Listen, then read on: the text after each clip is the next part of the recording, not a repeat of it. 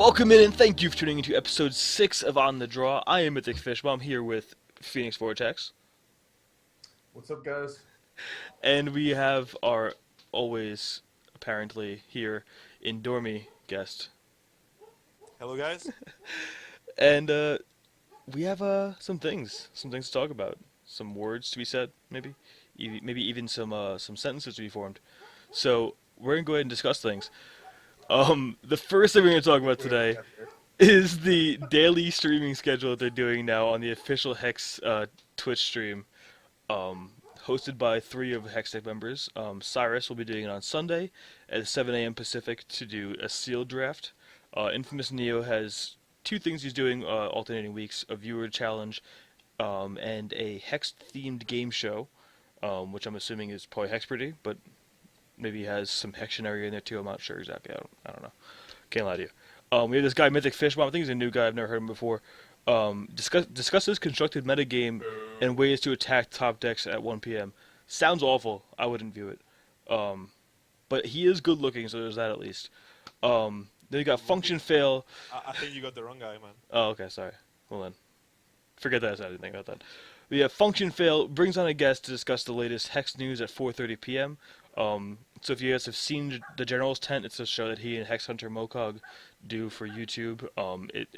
Pretty sure it's just that. Like that, they're just doing that on the official Hex stream, so you can check that out. It's always entertaining. We've got Alucard challenges friends in formats of wacky rules and challenges. Seems redundant to say challenges twice, but that's also at 4 p.m. Pacific. You got Pentachill's drafts with you as viewers and friends. Help steer his decisions in decks that he builds at 4 p.m. Pacific as well on Fridays. Saturday we have Havoc stream. Is great for beginners. The stream to train community how to build decks, as well as feature an occasional guest or two for deck building commentary at 7 p.m. Pacific on Saturdays. So that's actually would be today when we're recording this, at like 4 hours from now. Coming right up. Yeah, but we're busy doing this, so sorry, Havoc. Very cool though, very cool concept, and it's exposure to a bunch of streamers, which I mean, obviously, as one of the people on there, is greatly appreciated. And also good exposure for the game to have, because they have more followers than most of us do, so it's exposure for, the game to be known that it's actually working and doing what it's got to do now. It's a cool concept. I approve. Yeah. I thought that the guest was redundant and it was going to be every week Bella. But, Oh yeah, obviously. they said that he's like going to bring in new people, but it was Bella all the time. Maybe it's Ruben. Bella's friends. Maybe it's 1 week's Bella, 1 week's, Bella's cousin. Different litter. Who knows? I want to see a fucking kangaroo. That's all I want to see. Let's beat that out. Yeah, let's see if we can bleep that one That out. will be awesome. But anyways. I will on get to streaming the from the kangaroo spawn. Actually, while we're talking about Hex muting is trying things, to do. this is actually the first episode we're doing not only as podcast form, we're also doing it as a video form, which was the beginning, but here we are now already. So you can definitely check us out also on YouTube now with this one. But yeah, so it's a cool concept and it's definitely enjoyable to watch. So if you guys have time, check it out. I'm not sure if they're going to be alternating throughout different months or whatnot, or how exactly it's going to be working in the future. But for now, it's on the official site. You can check that out, and it says the times, and there's a world clock, so you can check exactly when it is your time. So yeah, definitely be sure to check those guys out. Very cool content. I like this idea that, like, Hex and CZ are trying to reach out to some of the more popular people that stream Hex to give them like a weekly spot on their official stream. It's always cool. I also like that, like, it lets these people. We all have our sects and our, who we sit with in the whole Hex community. We have our little teams and everything. So it's kind of nice that it gives people across the board another outlet to advertise. So it's kind of cool. And it's always great to see 3 Hex techs in the mix. We're sitting right there, right under half of these shows a week. So it's always good. Everybody needs to check out everybody else that's doing these shows. And we'll have the link to the page with the schedule in the notes when this gets posted as well. So Yeah, for sure. Next big news that came out this week, actually, is that they're going into what we've been dubbing a jar beta. Basically, it's still closed beta, but it no longer requires beta keys, which sounds like open, I know, but it's not quite open. So you could just go onto the site, sign up for a beta, register your name, all that kind of stuff, and download it and go right into the game if you want to. I think the reason they're not calling it open is because what the game is advertised as is a free to play game, and right now there's not anything free to play in there. So saying it's open beta, having people come in with the expectations of a free to play card game and not being a free to play card game at the moment would be bad. It'd make people not want to come back. So I think it's a smart move to not call it open beta because open beta comes with certain expectations that they aren't currently at. So I think it's a smart move by them. Obviously, people are making fun of the fact that it's open but not open and whatnot, but it's all in fun. Obviously, it's a smart idea for them to do it this way. It's a free shot. I mean, why not take Yeah. it? But another thing that people need to realize about this whole kind of open, kind of closed beta is basically just look at it as extended stress testing. Exactly, yeah. They're trying to get to the servers to a stable point where they can go ahead and announce everybody free reign, come and destroy the servers. But they don't want to do that because they want other elements of the game in before they officially announce an open beta. Which I can agree with what they're doing. They're getting more people into the game, but they're not like going out on a limb and saying, "Here's our final product. Come and join us. We're ready to go." Yeah. So it's a good way to get a lot of people into the game, jam the servers up, get them ready for when the official announcement comes along and makes it so everybody can enjoy the game that they want to present at that time. I mean, one of the things is that we don't know the timeline that because it probably has changed since August and so forth because there's been quite a bit of time. But the thing I believe the timeline was something like open beta, set 2, the next patch, and after that there was the next patch was going to be PvE. Was the next patch after set 2? Or well, not full PvE, but just a couple The arena, of, I think it was. yeah, the arena and a couple of more things. I think So Corey said it in the forums, actually.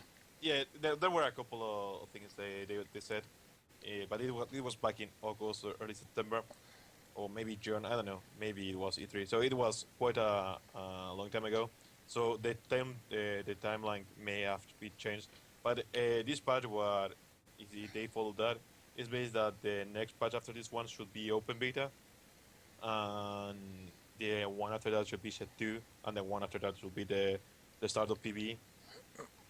But if that's true, then it means that we're going to have an open beta without PvE, and they only are doing this to make sure that the servers can handle the stress and that there are no any new bugs with the create an account from the open beta and stuff like that. Also, not calling it open beta will attract less people to join the servers, so they can stress test without completely collapsing the servers, as we have seen many online games, even AAA games. The night of release at midnight servers have crashed and so forth. So I think that we can expect the really open beta really soon. As soon as 2 weeks from now or 3 weeks from now. I believe they said that we are going to have a patch on the 4th of November in that update. With a couple of fixes, so I think that the one after that should be open beta. So with this timeline, I'm going to make a crazy prediction. With this timeline, we may get set 2 by the end of November or early December. Well, on that note, it's a good segue. I like what you're doing there. That segue is awesome. Into the update this week, in which they're talking about drafting set 2. There's a picture there of Ben Stoll drafting set 2. With some cards that look a little different. I can't read them because I have to zoom in like a crazy amount to even see the picture. But there are some cards there we didn't see before. Just saying, someone wants to go ahead and make that larger. I'm all for it. But it does mean that they have a client that's working with it. I mean, they had the clients at Gen Con working with it too. But they have That's clients. That's mythic. It could be completely made up. It's just a Photoshop. It's completely Fair enough. static image. Well, It could be all lies. Well, let's go on the bright side and say it's not all It could lies. be all lies, mythic. All And lies. that You can handle the truth. the fact that they're drafting with these cards and that they said they may be able to give us a date soonish, um, could be a good sign for set two to come soon. There's also the possibility that this, not all the way closed but not all the way open beta that they're doing, could be what they're talking about with having open beta before set two and then PVE with the actual open beta. Um, I hope they go that route, but it's not necessarily going to be that way. But I would like to see set two before officially opening beta for the fact that there's bound to be some bugs on cards. Like we had bugs on cards from set one for almost a year, and they just got fixed in this current patch. Which maybe this current build of the UI makes it easier for there not to be bugs. I don't know. I don't know. I'm not a scientist. I don't know how that works. But Scientist. but I have no idea what I'm doing. but yeah. So I mean, for me, I would like to see set two first, just in case there are bugs. People don't come into the game with, there being a ton of bugs and all that kind of stuff being broken when they come into it. Because again, that could turn people away, and I don't really want to see that. Yeah, one thing that Yeah, I see I mean- from the. Oh, go ahead, Phoenix. No, I was gonna say, I think that what you said was a good point. They're trying to get to a point where they can scale their testing until they go for the big open beta release. And if you don't do that, you're looking at things like Indormi said, like AAA games. Their servers, like releases nowadays that are like expected releases, they have horrible, horrible first days, and especially first hours of trying to log into the game. And I think they're trying to scale the way that they're growing their testing to get ready for what they know is going to be a big release. And if they don't do it, I mean, if they didn't start the process now, it would be a complete disaster later on. I'm not saying that it's not going to be a complete disaster later on, anyways, It just but happens. it might help them get ready for it. Yeah, for sure. I mean, they've done a good Because, job with stress testing I mean, with you just the tournaments and all that stuff too. With Yeah, you get tens of thousands, if not hundreds of thousands, of people trying to log into your game for the first time all at the same time. It's going to cause problems, and unless you're ready for that, or even remotely ready for that, it's going to shut down the game for a couple of days, possibly. You know what I mean? So, especially if the game They're doing is actually a free-to-play TCG when it has open beta, because free-to-play anything will make people want to play it because it's free, and I'll play anything for free. I don't care. I'll play with Pixie Sticks for free. I don't whatever. give it a shot, right? Yeah, I mean, might as well. If it's free, it's for me. But so the fact that it would be labeled as a free-to-play trading card game will make people join it immediately. So scaling the testing of the servers like this, I think, is definitely a smart way to do it. You're right.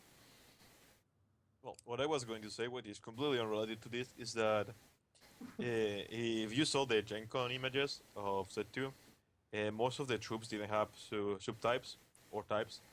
And I think if you squint your eyes really, really hard, you can see that they have types in this image.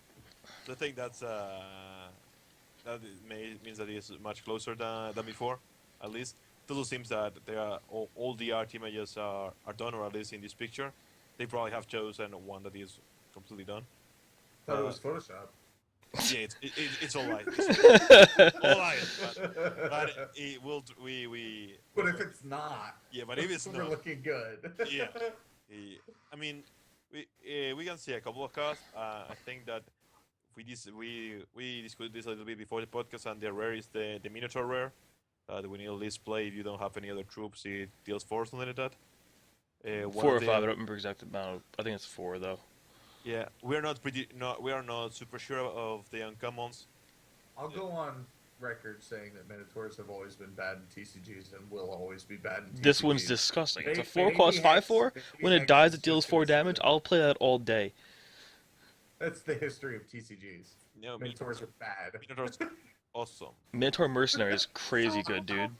A 2 cost 4/3 occasionally good. sometimes. He's so good. No, but also the card that is featured there is To the Skies, which I believe it gives flight to all your troops for Yep. two Sapphires.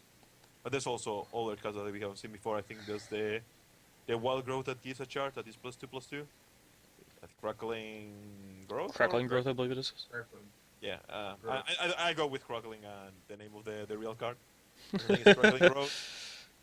There's also Crackling Sprout. Crackling Sprout. Yeah, same thing. Yeah, but there are a lot of cards that we have seen, and as you see, the shards are uncommon, the double shards, which Yeah, is which is nice. yeah. I mean, Yes. the shards are terrible compared to real better mana fixing. They are really bad, Yeah, but they are better than shards of fate. Baby steps, man. but I'll Baby take steps. not real mana fixing or threshold fixing for not having expensive resources. Expensive resources are what, Yeah. like, if you look at Magic, the land base for Magic is what makes the deck cost so much a lot of the time. The rares are like maybe $5-10, but then there's like also like Yeah, $50 $50. in just lands. So I'll take crappy fixing for not having to pay $100 for a resource base. Yeah, but the thing is that I believe that maybe that we have to get better fixing soon because this is not really great fixing at all. Well, yeah. And if the thing is that the better fixing has to be rare, just because of limited, unless they have a other way to make it. So that's going to happen. I don't think that that's avoidable, especially because the packs Let's are be going to be fair. drafted. Let's be fair. We have Shards of Fate in set one, and then we have dual shard fixing that doesn't earn a charge or a resource in set two. No, I it think gains a that's charge. pretty good progression. It does gain a charge. It gets Well, started. yeah, that's what I'm saying. Like that's pretty good progression in mana fixing. Like I don't think you could ever say that what's coming in set two is bad mana fixing. For Hex, it's pretty damn good. Is the way What I is see this it. I mean, mana what are we fixing looking you're at talking next? about? Like gain lands and I mean, I think Gainlands. resources, I mean, Gainlands Threshold fixing. are 10 times better threshold and resource fixing. than these yes. double shards. Sorry. Are way better. I mean, the thing is that you have to see it as these dual shards are not really dual. You have to choose. Oh, you're choosing, yeah, but it's nice that you, like, if you're.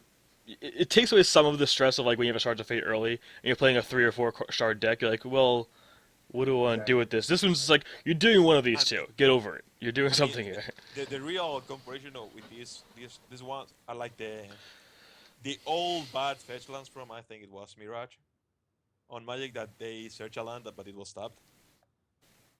So you only search Like basics and Evolving Wilds. Well, no, because it doesn't remove 2 resources from your deck with playing it and then getting another one out your deck. So it's a little worse than that.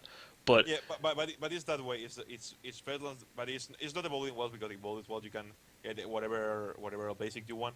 These ones that you have to, they are double, they are splice for every color. But I may be wrong that they are not from the right it's probably closer. Yeah, no, it's definitely closer to Evolving Wilds. The fact that it gets a charge though is tremendous. Like if it didn't give a charge and it was just a 2, Yeah. I'd play Shards of Fate over it almost every time. Oh yeah, The fact that agree it gives a with that. I agree. charge is awesome. Like it's so Yeah, relevant, especially with the yeah, new champion we saw, Blade Of Copter course, Bunny, whatever those that's name relevant. was. That's a big upgrade. I mean, that's the only reason to play this over Shards of Fate is because Shards of Fate doesn't give a shard, Yeah. as this one Well, is. I think that the new shards are gonna push the mid-range game a little bit more in Hex. Yeah, because it does make Because triple shard it's decks a slower tempo potentially kind of efficient. game. You're trying to build up to turn 3 where you have 3 different resources to get to play big drops. And I think that's kind of the place that Hex has kind of been lacking a little bit. Yeah, I mean, there's mid-range decks quotations around that, but like control decks like Blood Diamond Control, wrecked, and then you have Gore Feast decks that are aggro that wreck. I mean, I guess Mono Sapphire would be considered like a mid-range combo. It's more or control-y. not It's combo, like a but combo control. control-y mid-range deck, yeah. So there's not really a mid-range presence that really does much.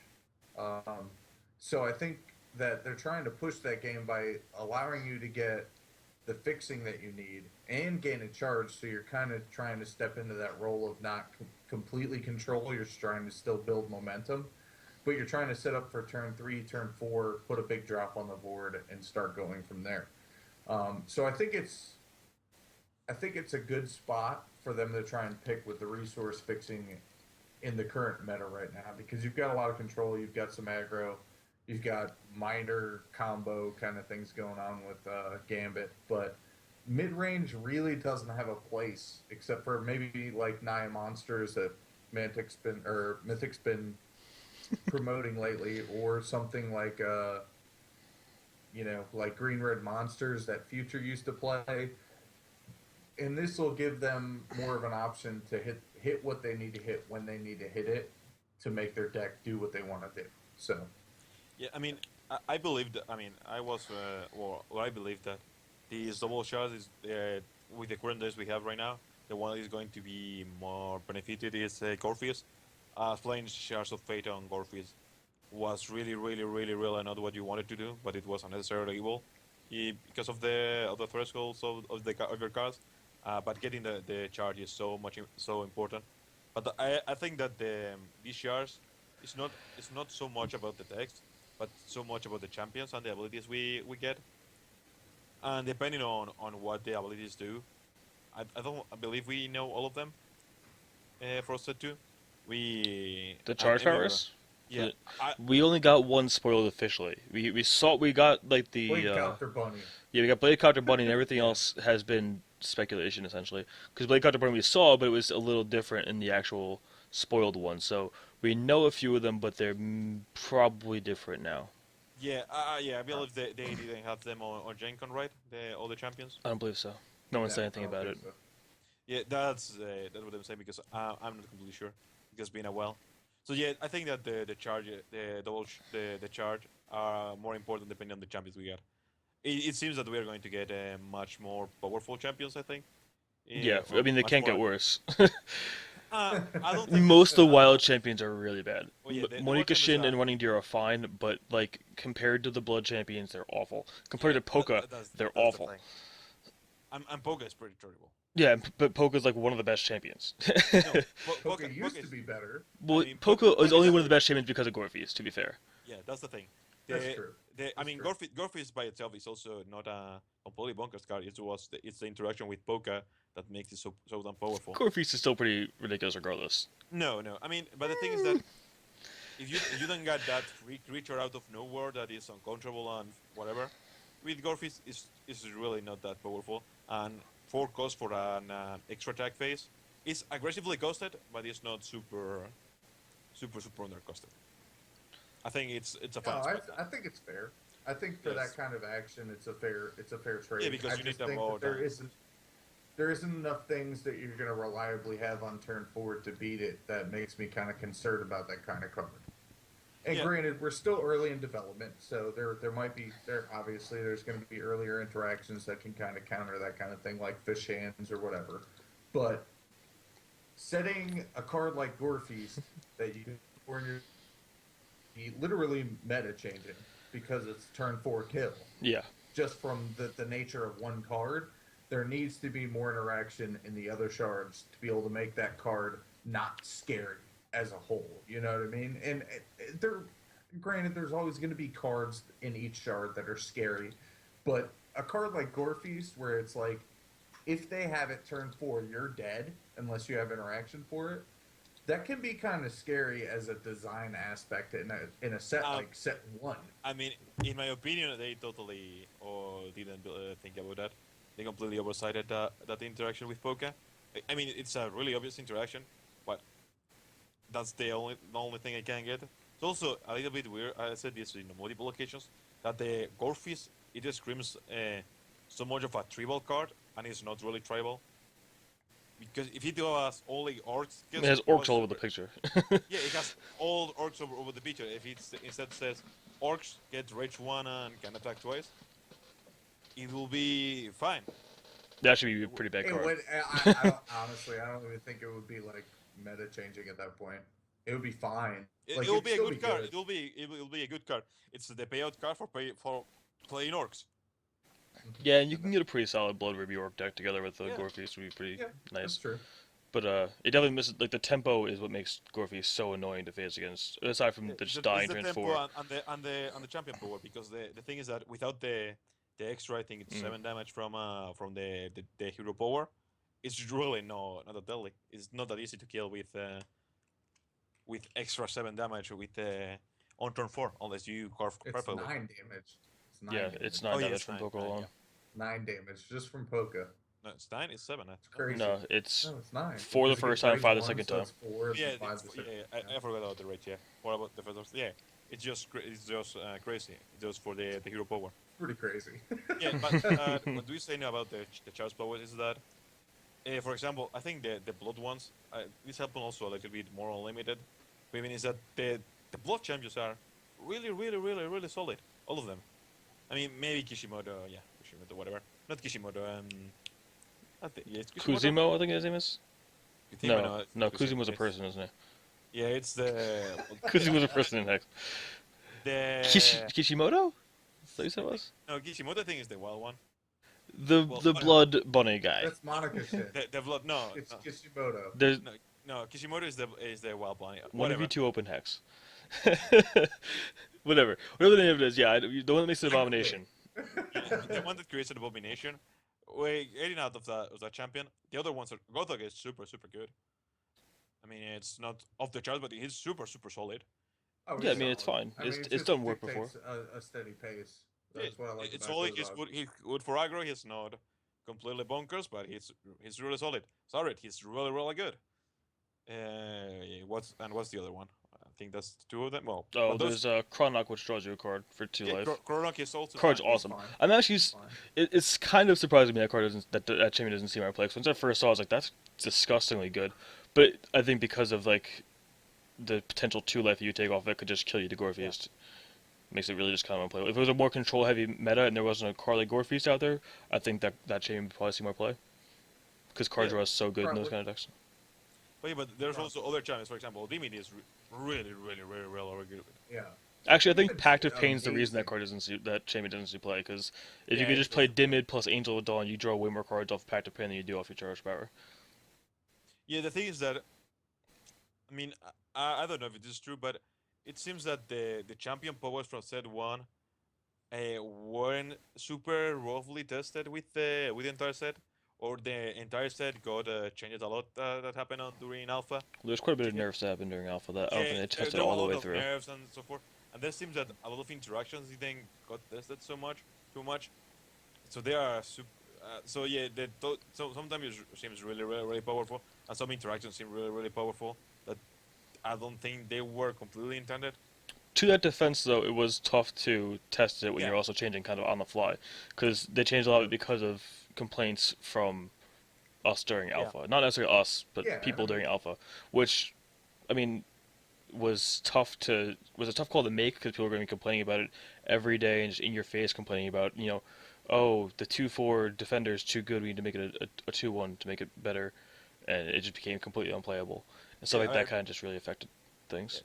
To be fair, in that week, it was really oppressive, but it was really 1 week, and I think that, for example, that change specifically, it's one that is super strange because it's really made one of the gems from set one completely yeah. unplayable, because the prime diamond of again I think it's called I don't know.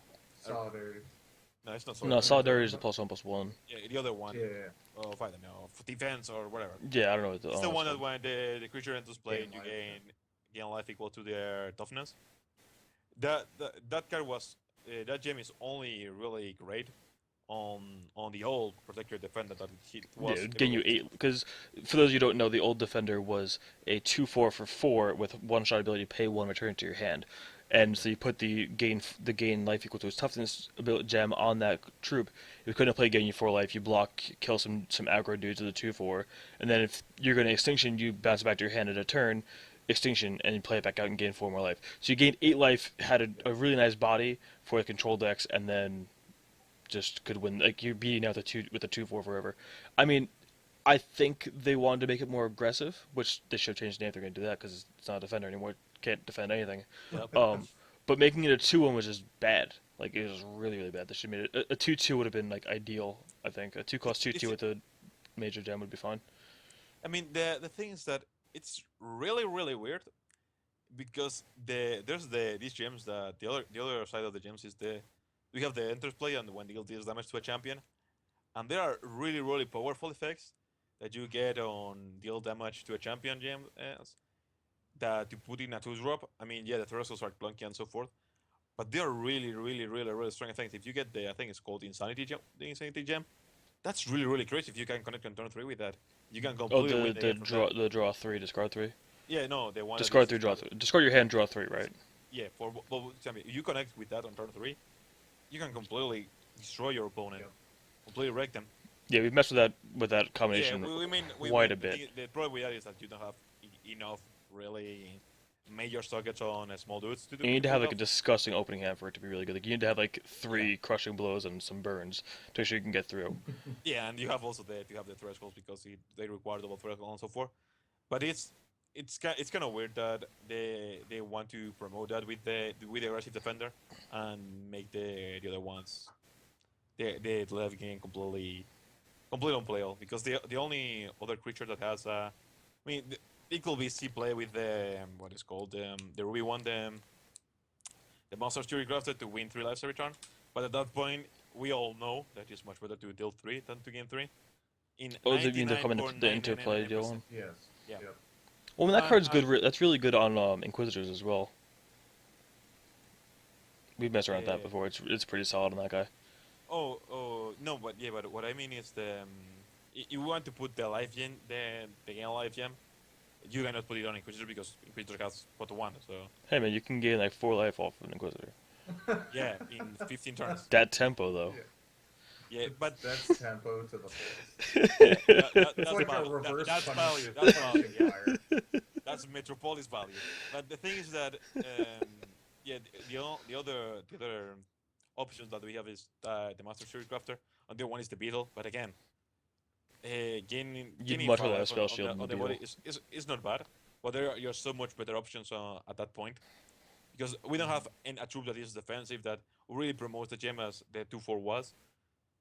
So I think that change was I don't know.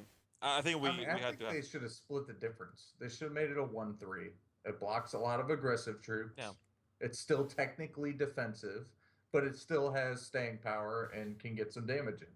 I think a 1-3 would have been a perfect spot for it. Or if they made it a Looking 2-1 around, for so. 2 and it still had the ability to bounce back to your hand, I think we made the card much better. Yeah, I It'd agree. be I'm like not way talking better. about making the card itself better. I'm just saying that Well, I love the gen- Defender, so I want to make it better. All right, I'll be honest. I think Defender is a good card. Don't get me wrong. What I'm saying is that there's a gem that has no place on set one. Yeah. Yep. No place in set You're 2 right. as far as I can see either. Yeah. There's no because it's a major gem, so you haven't seen. There's just better options because you really need very specific troops for that gem to be good. They have to have low power, high toughness, and some kind of bones or something to promote the life gain. For example, if it was like the kind of paladin, like it's that gets +1/+1 every time you get alive or something like that. That promotes the life gain in a troop with a major socket. That's fine, but a life gain is such an effect that you need to have something to promote it to play it because the other gems are just going to be better in most troops. So I don't know why they didn't just change the gem or just made a space for it on side one, but this is just completely yeah, whatever. Well, on that gem too, like I was thinking, like Card and I were talking about the Root Father when that first card was spoiled, about how excited we were Because for I that have the one. reminder because I don't remember it. It's the 8/9 cost 9 Oh, yeah, I think it yeah, is. Whenever yeah, it dies, comes back to play with half the health. So you come into play, gain 9, and it would die, or 8, or whatever it is, yeah. die, come back and gain 4. So you gain 12 life off it. Problem is, like you'd rather just have the deal damage to the face gem in that, and Yeah, then if you're you good, skill you could Yep. potentially go 3 shards and give it life drain as well, and then you're gaining 12 and dealing 12. Yeah. Like it's just way better. So like, even like that card where it was like maybe it worked there, you'd rather have other gems on that one too. So like that when they were changing gems, they changed a few gems. Like they got rid of the discard gem, they got rid of the deal random damage gem. That we didn't even see. Yeah, you know I That's like right. that one. I'd like to see Yeah, that that was one. bonkers. But like they probably once they changed defender, unless there is something in set 2 we haven't seen yet, which is very possible. We've only seen maybe half the set. Um, like maybe there's something in there that makes it work. Have we seen all the major socket? I I don't mean, know. if we, I really don't remember all the spoilers, but the thing is that I mean, on set one we know that we have one cycle of major sockets and one cycle of minor sockets on through the colors or through the shards. I think on set two it's going to be something like a cycle of double minor, and then a cycle of majors with probably maybe it's double majors. Sometimes it's major minor, depending on the troop. So I think it's probably we're only going to have an additional 10 socketed troops plus any artifact ones. Yeah. So I don't know if they were all spoiled already. All right, well, we got on a little bit of tangent there about a random gem. So let's get on Yeah, to. it was completely off. I don't know. I mean, we talk I about don't this know every where it day. comes from. Like Sorry. literally every day, These are this the exact things that conversation make happens. things important.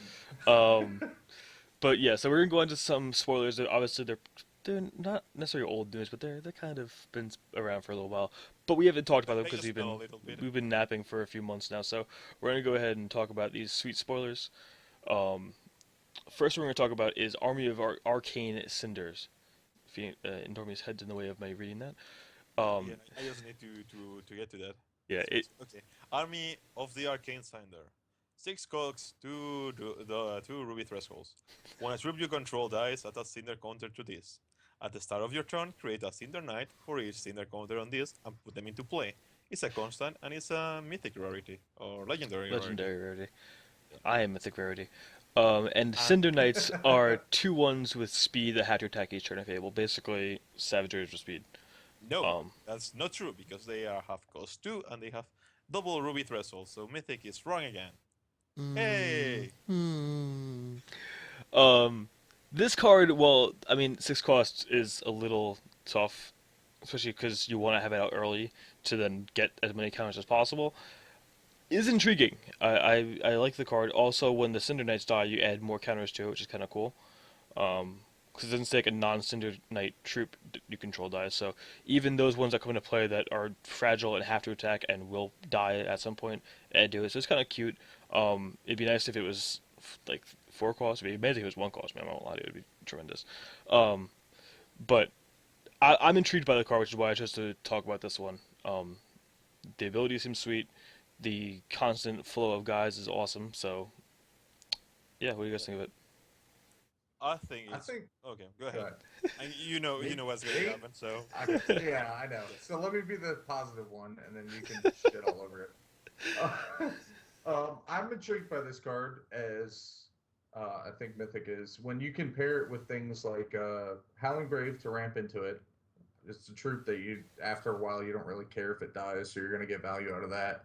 And then things like you could play it with Monica Shin, you could play it with Rutzel Litter. Then you've got the new one from set 2 that Your Poke does Power would die 30 too, battle so that's cool. hoppers. Really? Poke Power. I mean, you can have like I don't want to say it this way, but like a token deck with this in it, with some ramp, and I think it might be viable. I mean, We it should really creates get a a name steady for those stream kind of of decks, by the way. threats. Sorry, but we should really have a We, name for those we kind of should things, like troop generating decks. extras, Hmm. or something of that nature. But We'll work I on that think one. that Patent pending on that one. yeah, we'll figure it out. But I think it's intriguing, and I wish it was maybe a 5 or a 4 cost. 6 seems a little high, but I think they're trying to hedge on the possibility of it being way too strong at that low of a cost. So I have faith that CZE knows what they're doing, and that 6 is where it needs to be currently. Obviously, that might change in the future if everybody bitches on the forums about it, but we'll see when we get there. my turn, teacher. My turn, teacher. Please, please, Go ahead, please. Indomie. Okay, so this card is at least it feels to me. Apart from what Phoenix said about the potential with tokens generation decks that you can cycle your tokens to get a bunch of counters, so you get a bunch of guys that they have to answer, but they don't really want to answer because you get more and more every turn. That is the more combo version of that. I think that this card is it can be fine in the mono Ruby control or as a finisher of for Ruby control decks. There's a really similar card in that other TCG called Magic that I think is very similar to this that is called Assemble the Legion. It's not the same, but it's pretty similar. That card in Magic is 5 cost, and it requires 2 colors, white and red. But it's really similar. It basically it creates a 1/1, and you put a counter of it, and on the next turn you create 2 1/1s and put another counter of it. So on the next turn you create 3 1/1s, and so forth. So it's something that if they don't answer, it's going to overwhelm them in a couple of turns. And this feels really similar to that. As if you get counters on it, you're going to get dudes that when they die, they're going to get more counters, and you're going to swarm them if they don't find an answer to this. And it's a constant, so we know we are getting more constant hate on set 2, but it's probably not going to be all that much around unless only it is super crazy. So I believe it's totally a good win condition for control decks, for Ruby based control decks, and it all can also be sideboard really good sideboard cards for again against control decks because they have to deal with this or it's going to be a swarming, and if they have to if they plan on 1 for 1 in you, this card is going to be a nightmare for them. To be fair, this kind of card requires some a little bit of a specific metagame to work because it can be really slow. So, although it's inevitability, but it can Inevitability, be for those of you who yeah. couldn't understand what Sorry. India said. Yeah. Sorry. Can we get a Sorry. subtitle there? It's half of me that here, but yes, it can be a little bit slow. So depending on the metagame, it may be close to unplayable, although the effect is powerful. So we'll see, but I think that this card has potential as the card in my head. See, I would say it probably fits more in a Ruby Wild mid-range deck, where like you're expecting your opponent to extinction you and all that kind of stuff. So you just kind of like ramp to this guy with your Howling Braves, your Chlorophyllias, potentially even Hex Engine stuff like that. Slam it down, let them extinction you, and you just go, all right, dude, here's more. Come at me. I think it has a spot in the reserves more than like a main deck. Like this is how I'm gonna win. As Well, it's a as transformational a- card in the no, it's not a sideboard as well. transformational card. I mean, you can. Why can't you be playing like a mid-range Ruby Diamond deck and then have these in the side and go towards more of a controlling style deck? No, I mean, Like that alongside Judgment works pretty well in my eyes. yeah, I mean the thing that what I said, if you have a Ruby based control deck, this can be a fine finisher, but it's also a good sideboard material for mid-range decks that want to face the slower control decks because this is a card that they must answer, and it's not answerable by normal means of 1 for 1 removal because they usually have to kill your troops. We don't have a card that says kill your troop or enchantment. You have the Solitary Exile that deals with everything, but we don't have that kind of card. So yeah, it's main deckable for control decks, and I think it's a sideboard card for mid-range decks.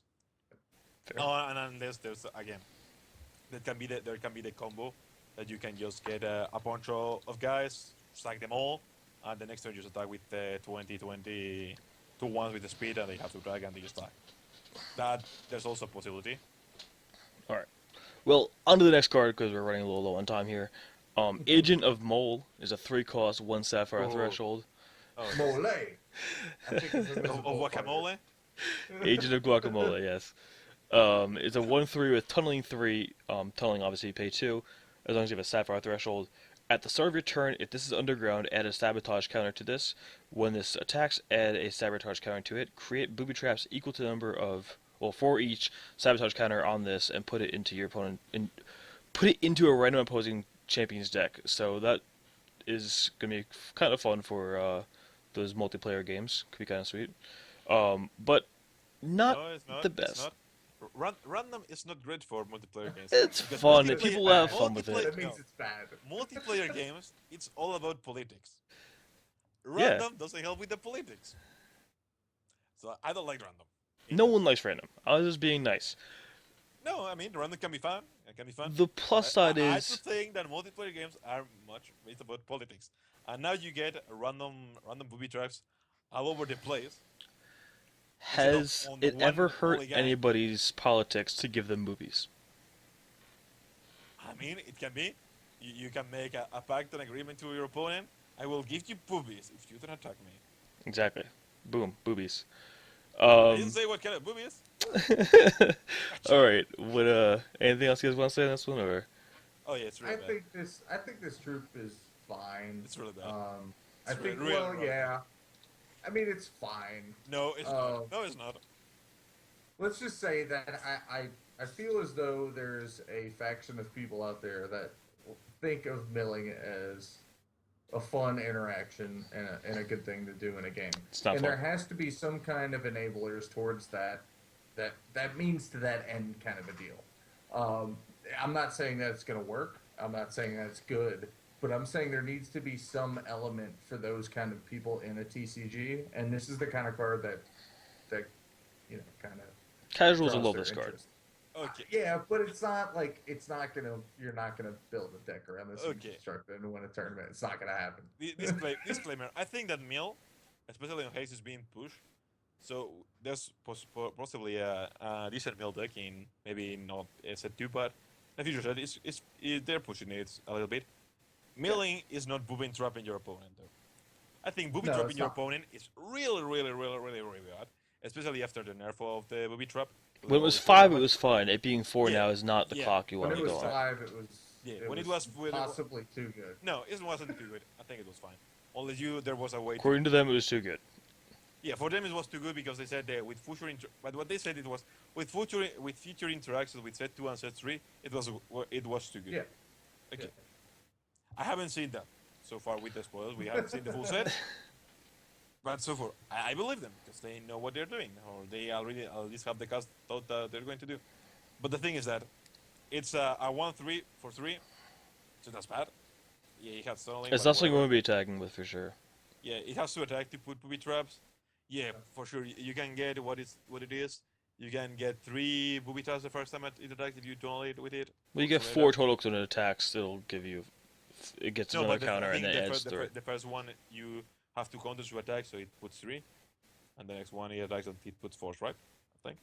No, you get 1 for every turn it's underground, so you get 3 total because after the third one It's comes 3. I out, thought it was and then only it 2. comes out and attacks, so it's the 4th one. So it adds 4 immediately, which, I mean, paying. It's basically like sabotage, but with a body that you have to suspend, and I think sabotage is often unplayable.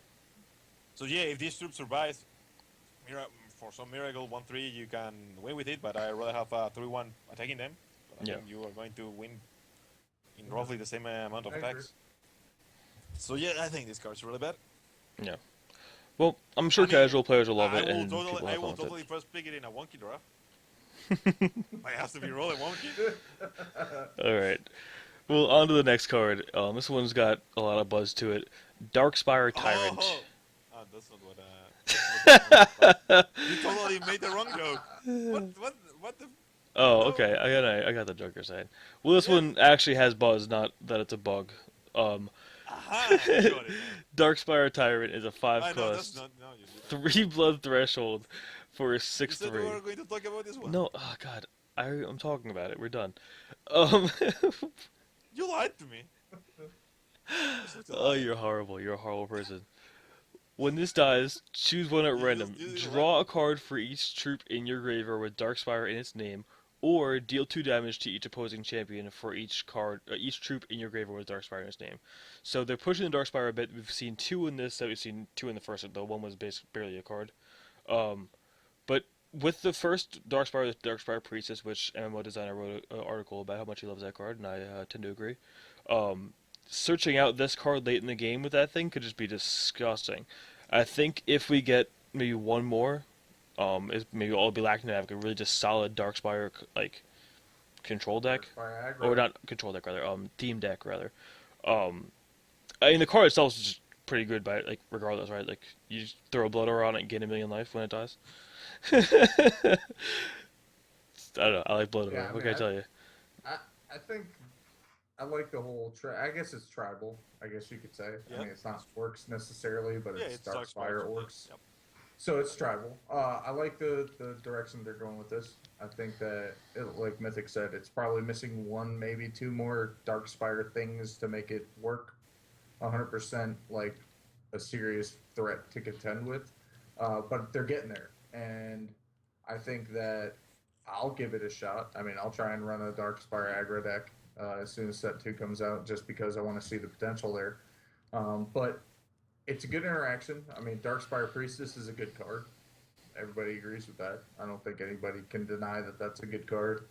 And then the other Darkspire from set 2 looks pretty solid as well. So it's got some wheels. We'll I actually see. I love think set the 3 other Darkspire from set 2. Sorry to interrupt, but It's pretty the good. discard a No, card it's at pretty random is pretty nice. Yeah, yeah. So I mean, it'll gain some popularity, I assume. It's better than just a random like blood orc deck. I mean, there's other interactions going on, so we'll see where it goes. Yeah, I think the card is fine. It's pity it has triple threshold. I think it's in the net that is the triple threshold and will probably be too good to splash in other decks. But yeah, the card is I think it's solid. It has a really powerful effect. It has a really packs a big punch with the 6 attack. So it's a card that they have to deal with it because it's punching them for 6, but they kind of don't want to deal with it in normal ways because it gives a little sub game to it. I mean, So both I modes like are it. awesome, right? Yeah, Like the Yep, Darkspire Priestess, like absolutely. a lot of times, like I'd rather just get another Darkspire than deal 3 to his face. So sometimes you get a little bit upset when you deal 3 to them.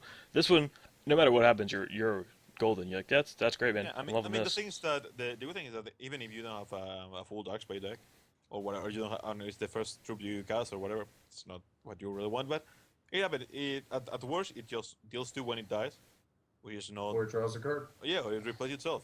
Two is Yep. not two to the face is not the best thing ever if it's only one, but if it replaces it, it's great.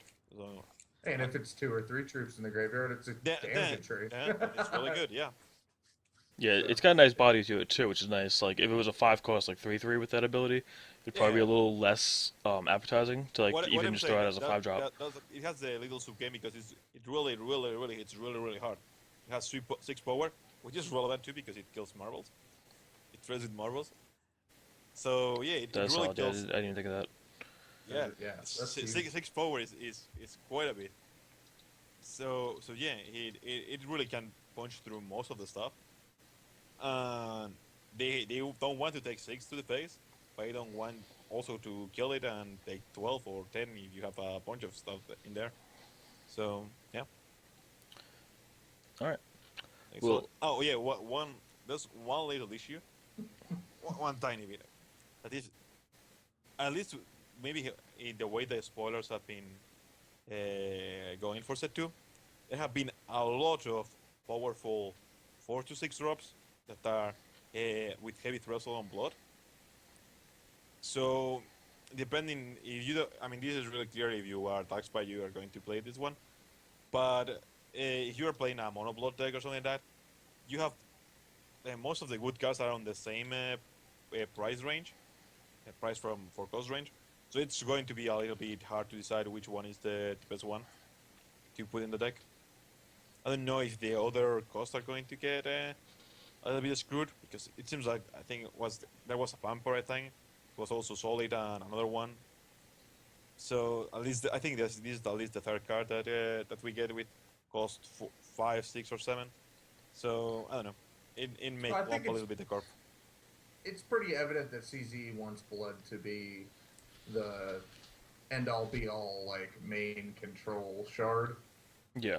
It has really good like mid range control cards, really good removal, and then really good finishers with high threshold to end the game really late. So I think like I'd like to see Sapphire go more the same route because we could be looking at a really big like black blue kind of control deck eventually in the future.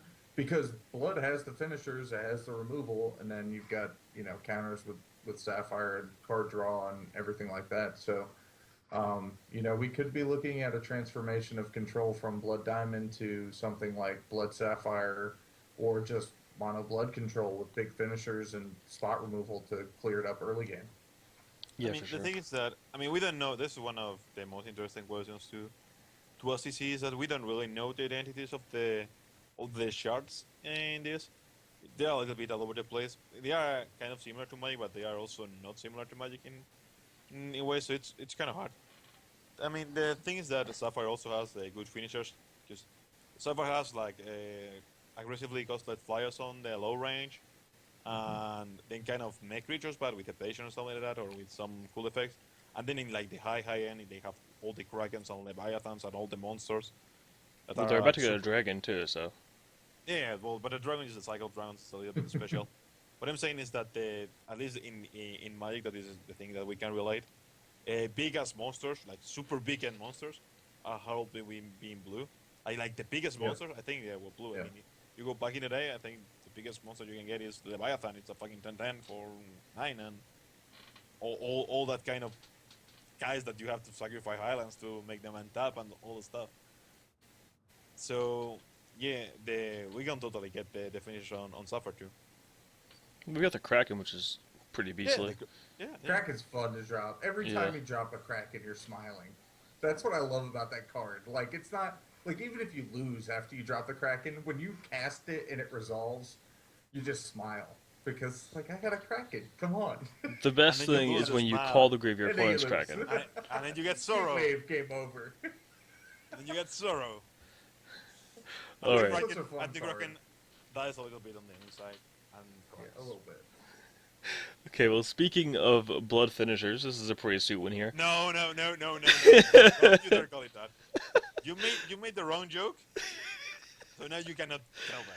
The sweetest blood finisher I've ever seen in my life. The Killipede, with a sweet name to boot, is a 4-cost double blood threshold, Really. 1/5 with lethal. It's a sweet card, man. While this is attacking, this has Swift Strike. When this deals combat damage to an opposing champion, the opponent's champion becomes toxified. When this deals damage to a toxified champion, destroy that champion. So basically, you hit them twice with this card and they die. Not the safest finisher. It's a 1/5, so you can bash in there forever. But it is lethal, and when it attacks, it has Swift Strike, which is pretty cute. I love me some big fatties with 1-powered lethal because it's just funny to kill people. He's got a fat butt. 1 power fatty. He's got a fat butt, dude. Yeah. 4-drop. Have you seen that butt? It's fine. Oh. Yeah, it's a pretty good butt. It's a 1/5, dude.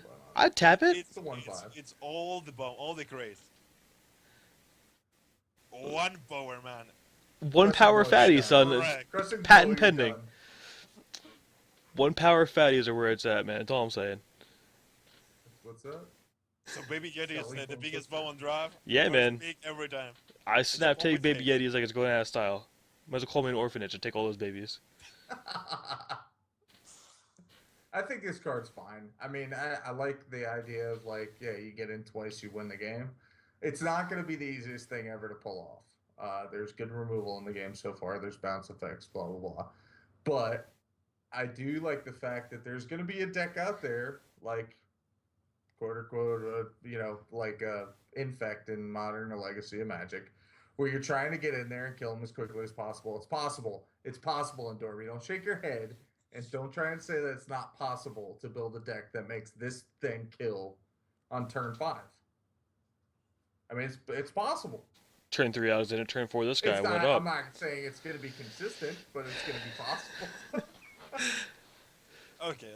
So disregarding all that Phoenix said, there's a couple things that are interesting about the card. Everything.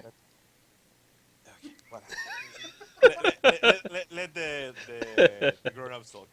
So the first thing that it says is that it tells that the champion becomes toxified, and when it deals damage, it dies if he's toxified. So it gives an effect to a champion, but that doesn't mean that it's the only card that can that may have that effect. I was gonna say that too. There could be other toxified troops. There may be more toxified troops or troops that give toxified, and when they deal combat damage to a champion, they do something. Though, if there are other toxified troops, that makes this troop awful. Because the selling point of this troop is the toxified part. If there are other toxified troops, it's like, well, a toxified troop with evasion, it's a wrap. This card can go right to hell. No. The thing is that there may be... Once a champion's toxified, all the other effects are going to hit it. Yeah, but I'm saying so he's a bit like the fact that he's a one that he can toxify someone and that will kill him in 2 hits is the selling point for the card. If there are other ones that have the same exact ability that have like flight, No. I'd rather play those. You can play all of them. I'm saying. What we are saying is that, I mean, this guy when it kills the first time, if he doesn't toxify, it toxifies them. Okay. Yes. And then when it deals damage again, if it's toxified, it deals an additional effect. We are not saying that all the other troops... Oh, okay. All right. I was saying that they all just said that they get destroyed. Yeah. No, I then mean, this card's for awful. example, there could be...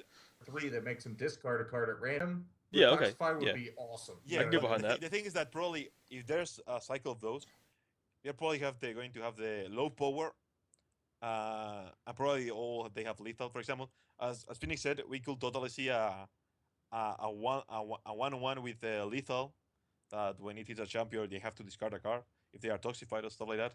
And they synergize really well with each other because if you hit with one once, all the other abilities are unlocked, and it could be really really interesting to build like around it. Probably we're not going with half of the set spoil or close to half of the set spoil. I don't think this is going to be a thematic take on set two, but it may be a thing that they go forward in development. So I think that's a good thing. On the other part, going to do is again this card is very similar to MTG card. It has some different and that card so zero play. It has a little bit difference that the MTG card could only attack alone when you wanted to attack with it, but it was basically the same. It got lethal and swift strike, and if it attacked a champion, it put them to 1, which is very similar to this one. And it's also zero play. This one, the good thing is that you can attack with multiple creatures. It's the point that it has swift strike and lethal. It's fine because it means that they need to put a blocker in between you and it every turn if they don't kill it. But at that point is it can get Trump block a lot, really, if they have they so. And I think that Could I play 4 Killipedes and 20 pheromones? Would that work with Monica Shin? Would that work? Can you play Replicator's Gambit with Kilopid? Yeah. Is it good? Yeah. Probably not. You probably want to you go probably It does do better sound things kind of with- sweet, though, to be fair. It's really bad because you attack with all of them, and if he doesn't toxify, you have to attack again to kill them. I think I heard Havoc somewhere in the background. Yeah. No? Yeah. You said Replicator's Gambit. That's like the bat symbol in the sky. All right. Well, then we could all agree this card's amazing. So let's go to the next no, card. no, no, no, no. The next card is Phoenix Whatever. Forge of Whatever. Kadak. It's a zero cost. Whatever. Forge of Kadak is a zero cost artifact. As a additional cost to play as artifact to play this, put another dwarf or artifact in your hand into your deck, and it exhausts to gain a temporary resource. So it's basically a free accelerate as long as you have another artifact or dwarf in your hand. It isn't unique, which I kind of thought it was at first. So you could have a pretty disgusting like opening hand with like a ruby, like 2 of these, and like 2 of the other dudes. That close to play makes a thing a 3/3. What? Like you need to ship something. You can have 1 resource in that hand. You can have 1 resource, 2 of these, 2 dwarfs, and the one guy and 2 of the guys that make the them into 3/3s, and you have 7 power on the field turn, 8 power on the field turn 1. Like, that's pretty disgusting. It's not gonna happen all the time. It's obviously a You nut get draw. One ruby shard, 2 of the guys that made the 3/3, but I think they are 1 costed. Yeah. Right? Or you get 2 of these and 2 other random dwarfs. You discarded 2 other random dwarfs or artifacts. You play the ruby, you play 2 of those, and you transform the moxes onto the 3/3s. It's 8 power on turn 1. That's really really disgusting. Yep. It is. It's obviously that's like magical Christmas land Christmas scenario, Death but I can it's hear still. the slaves. And that's just a dream scenario for that one deck. I think the card itself is just really really powerful. It's a really nice effect. These cards have been in Magic before. Similar effects, obviously not the same exact card, but things like this have been in Magic before, and they've been always awesome. So, I'm looking forward to it. Oh, I think it's great. I think it's a little nod towards dwarves in general. I always like to see that archetype try and get built up a little bit more. I thought they were kind of underpowered in set 1, but with a lot of potential. And then this is a card that can be utilized in an artifact heavy control deck as well as some sort of ramp. Where they're not trying to look for hand density early, but getting the ramp out there and getting to their later threats quickly is more viable. So I think it's a great card. I like the direction, and I can't wait to see what it can do. I think this card is completely bonkers. One of the things that we were discussing a little bit out before the podcast is that it doesn't say robots. Yeah. It says dwarfs or artifacts. So you Yep. can say screw dwarfs and just play artifacts. Yeah, it could be And mono this card ruby is- and just have this as an accelerant. And it's no, but Yep. it is can be completely bonkers. If there's, I mean, first thing first, all the cards that cost 0, you have to really analyze them because they are probably really, really, really, really good, and you can exploit them in some way. Yeah. This one gives a temporary resource, so with this card you can probably, maybe not with set 2, but you're going to be able to do very, very broken things in the Yeah. future. In the future, this Very, card's going to very, be very, very very disgusting. broken things. Yeah. Yeah, Especially with because it says artifacts that with artifacts. comment at play triggers and things of that nature. Yeah, it's gonna be good. It's going to be disgusting. There's a combo deck or whatever. It's really, really, it can be really, really disgusting. Especially if there's a hate artifact that costs 2 or 3. I mean, well, right now we have the one that they doesn't let them draw more than one card turn. But if you have the tax X artifacts that they have to pay extra mana to cast their spells, it can be really, really, really, really disgusting. That's actually really intriguing that you said the artifact that makes him not be able to draw one card a turn, because we were thinking about a little combo with that card, and Yep. that does make it like really legitimately possible for like a turn 3 Yep. just lock them out of the game. Yep. Yep. Yep. That's what I'm That's saying. disgusting, actually. This Like, guy is really, I didn't really, even really, think of that, but that's yeah. filthy. Turn 1, just drop it, the thing. Turn 2, drop the other thing, and Yep. yeah. It's over. Yep. Sorry, I'm not being descriptive. It's just it's a Yeah, really sweet combo. I don't want to exploit it yet. So excellent. you can look for future deck text on HextechsTv. Plugzilla. Yeah. When I saw this card, I got my enable for that deck. Yeah, it's Yeah, pretty it's disgusting. disgusting. It's disgusting. Um, I don't. The thing is, there's also it's kind of intriguing because there's such a power disparity between set 1 and set 2. yeah, pretty Uh, huge. and even between set 2 cards, because this card is completely out of the out of the chart of power level. Yeah. They don't print these cards on Magic anymore usually, and we're getting this. I really don't understand it too well. I kind of But assumed it was unique because of what it does. To take away this kind of like. This is really, So I completely missed that it was unique. That it wasn't unique, which makes it even more filthy. yeah. This one's really good. Get your 4 copies as soon as possible. Yeah. I mean, I don't think it's gonna be worth the price it may come in as, but that's another story Yeah. altogether. Yeah, that's all the story together. So let's just say that it's really, really, really bad, and then Yeah, it's keep awful. the price down. Never played It's this card. terrible. I mean, to be fair, all the cards legendary. that says Mogs in Magic are crazy expensive, even if they are not even good. Oh yeah. Yep. Only because they have Mogs in the name. So this is the name Forge means priceless in Hex. There you go. Phoenix Priceless. There you go. It's priceless because it's so bad no one wants to buy it, so it's priceless. Alright.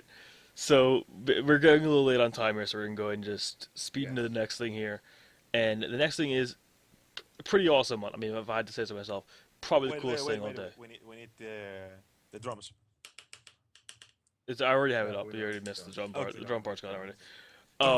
We announced the next HexTex Open. The date is the 22nd of November, so that's, what, 3 weeks from now? From when we're recording this?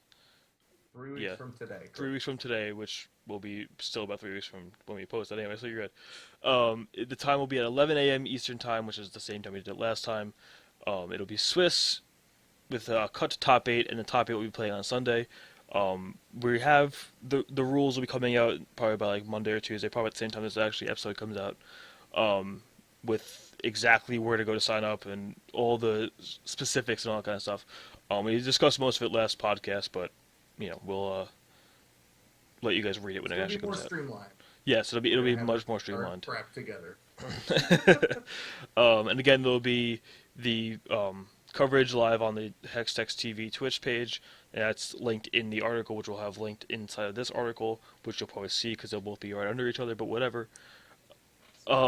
And also, again, it'll be the same format where you have to submit your deck list through through our Gmail, hextechstv@gmail.com. Speaking of which, since we're going to segue because we don't have much time, if you want to submit anything to the community spotlight, which we've been doing, we've already got a few submissions to that.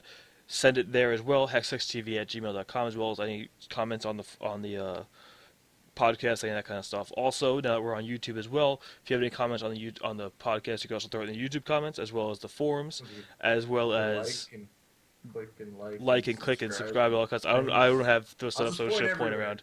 You guys can Um, get it.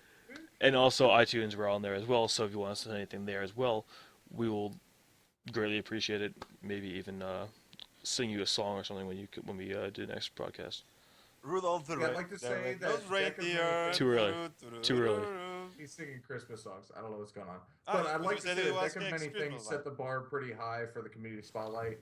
But don't let that shy you away from submitting something. Send us your articles, send us your video submissions, whatever you want to do. We'll take a look at them, and if we like what we see, we'll put it up on the site. And thank you to Deck of Many Things for putting up 2 damn good articles, in my opinion.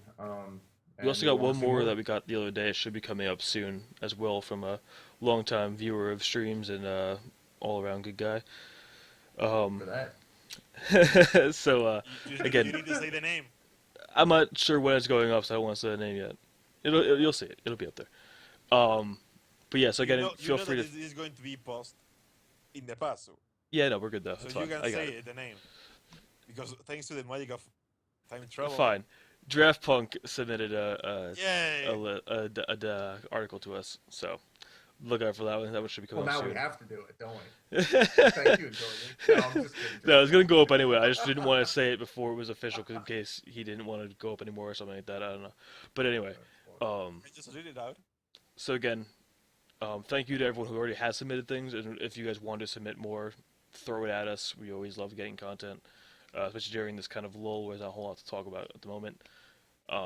We visit the email like we are visiting the fridge. We open the door. We see what is inside. We see there's nothing. We close the door. We lower on the standards. We open it again. See what is inside. Well, then we I see never see nothing in the refrigerator, man. I don't know about you. My fridge I is mean, it's it's not active all the time. food. There's always a ghetto sandwich you can make. Exactly. Yeah, for sure. I'll eat some eggshells right get now, a man. sandwich right away. You open and see there's nothing to eat. Dry And ramen then noodles. you just go again. You just lower your standards and go again. Like there's nothing to eat. And then you lower your standards again, and then You you start just eating some try to get a ketchup. sandwich. This is getting way out of hand, though. So, So what Indormi's trying to say is anything you send us will be better than any of his content that he produces. So Yes. please send it in. the That's one true, article that's Indomie wrote. Okay. I'll all blame Indormi. For sure, whatever. Alright, guys. Well, that's going to do it for today. Considering we've been here for like 2 hours, it feels like already. Thank you all so much for tuning in. Thank you for tuning into the YouTube page as well. Have a good night, a pleasant tomorrow, and thank you guys so much for being awesome. And we'll see you guys next time.